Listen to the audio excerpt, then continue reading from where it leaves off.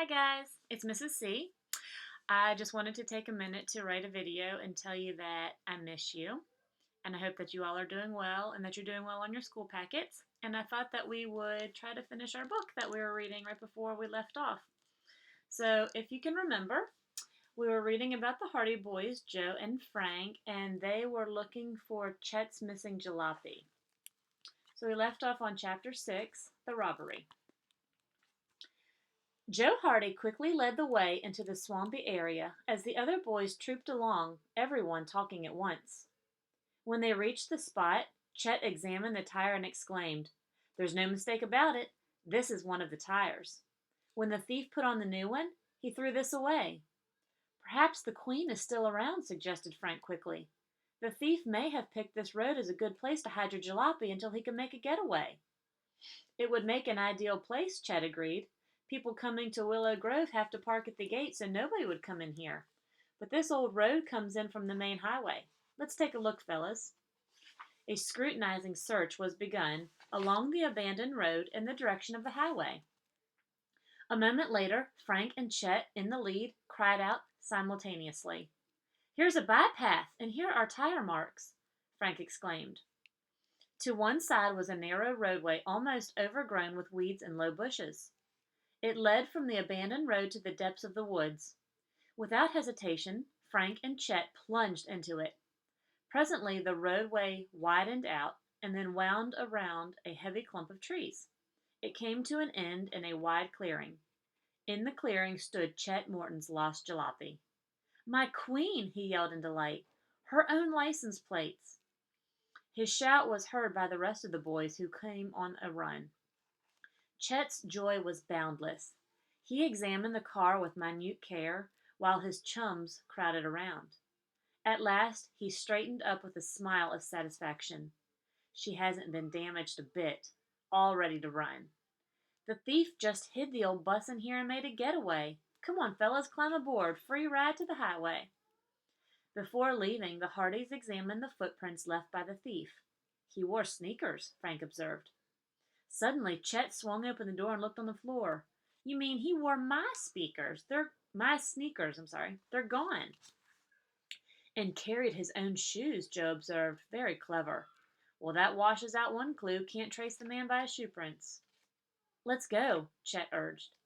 He jumped into the car, and in a few seconds the engine roared. There was barely sufficient room in the clearing to permit him to turn the jalopy about. When he swung around and headed up the bypath, the boys gave a cheer and hastened to clamber aboard. Lurching and swaying, the car reached the abandoned road and from there made the run to the main highway.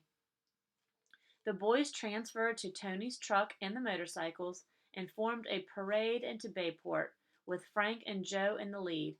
It was their intention to ride up to the police headquarters and announce their success to Chief Collig. "And I hope Smuff will be around," Chet gloated. Now remember, Smuff was the one that said that he had found the abandoned jalopy in the old junkyard, but it wasn't theirs because theirs was painted a different color. As the grinning riders came down Main Street, however, they noticed that no one paid any attention to them, and there seemed to be an unusual air of mystery in the town. People were standing in little groups, gesticulating and talking earnestly. Perhaps the Hardys saw Oscar Smuff striding along with a portentous frown. Joe called out to him, "What's going on, detective? You notice we found Chet's car." "I've got something more important than stolen cars to worry." "Hey, what's that?" Detective Smuff stared blankly as the full import of the discovery filtered in his consciousness. The boys waited for Smuff's praise, but he didn't give it. Instead, he said, "I got a big mystery to solve. The Tower Mansion has been robbed." "Good night," the Hardy boys chorused. Tower Mansion was one of the show places of Bayport. Few people in the city had ever been permitted to enter the place, and the admiration which the palatial building excited was solely by reason of its exterior appearance. But the first thing a newcomer to Bayport usually asked was, "Who owns that house with the towers over the hill?" It was an immense, rambling stone structure overlooking the bay and could be seen for miles, silhouetted against the skyline like an ancient castle. The resemblance to a castle was heightened by the fact that from each of the far ends of the mansion arose a high tower. One of these had been built when the mansion was erected by Major Applegate, an eccentric, retired old army man who had made a fortune by lucky real estate deals.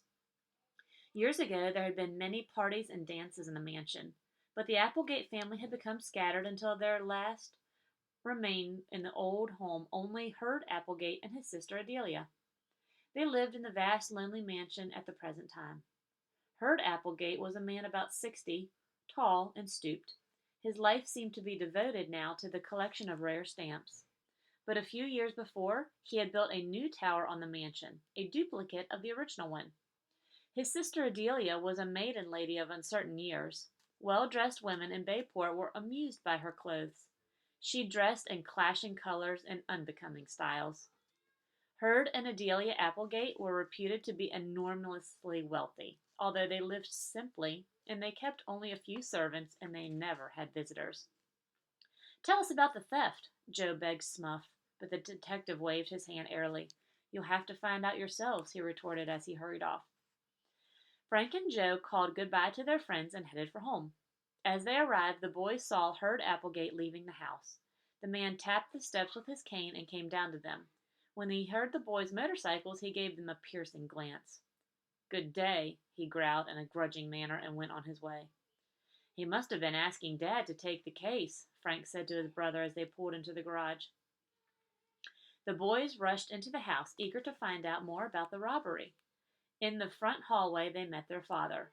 "We heard the Tower mansion had been robbed," said Joe. Mr. Hardy nodded.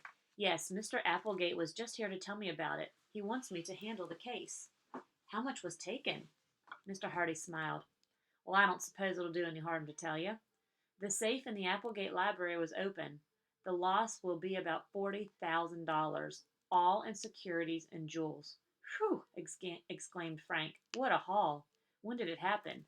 Now remember, we looked up the original date of this book, and so it was written originally in 1927, and in 1927, $40,000 would have been a lot more than it is worth now. "Either last night or this morning. Mr. Applegate did not get up until after 10 o'clock this morning and did not go into the library until nearly noon. It was then that he discovered the theft." "How was the safe opened?" "By using the combination.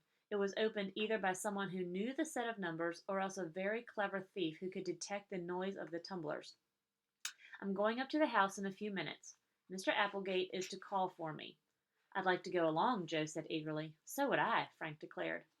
Mr. Hardy looked at his sons and smiled. "Well, if you want to be detectives, I suppose it's about as good a chance as any to watch a crime investigation from the inside. If Mr. Applegate doesn't object, you can come with me."